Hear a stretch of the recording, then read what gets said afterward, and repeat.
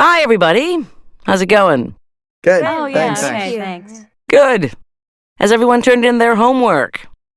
Alrighty, then let's get started. If you remember, last week, we were discussing some research in the area of genetics. Today, I'd like to talk about something I'm sure you've all heard about, genetically modified or GM food.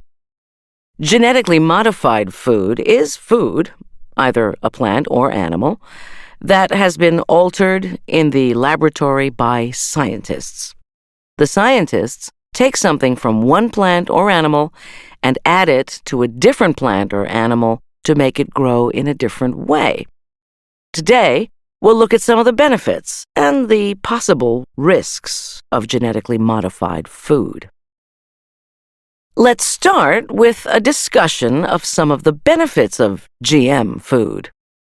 Genetic scientists are really trying to make food plants that are better than normal plants, to make plants that are altered in ways that make the plant grow better or taste better or be healthier to eat than normal plants. One benefit is that genetically modified plants may need fewer pesticides than normal plants. For example, there is a type of corn that is bad for insects. When the insects eat the corn plant, they die. However, the corn doesn't hurt people. This type of corn is beneficial because farmers use fewer pesticides to grow the corn, and so there is less pollution in the environment. Also, the corn is less expensive because the farmers don't have to spend a lot of money on pesticides. So, by using fewer pesticides, the corn is cheaper and the environment is cleaner. Another benefit of genetically modified plants is that they may grow better than normal plants. One example is a type of genetically modified strawberry that can grow in cold weather.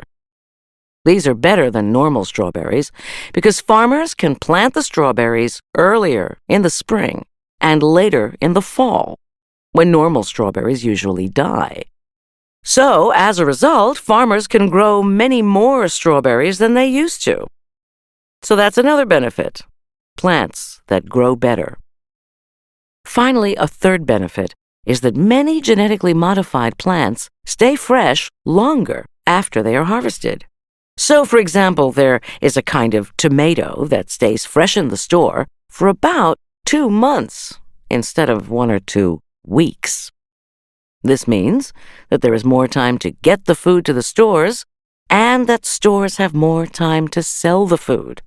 Less food is thrown away and wasted. So it's a great benefit to have food that stays fresh longer. And we can consume more of the food we grow. Now that we've looked at some of the benefits of genetically modified plants, let's talk about the risks of growing this type of food. We don't really know what the harmful effects are, but there are several things that people are worried about. One risk is that the genetically modified plants may start to dominate the other wild plants in the environment. This is a problem with some types of tomatoes, for example.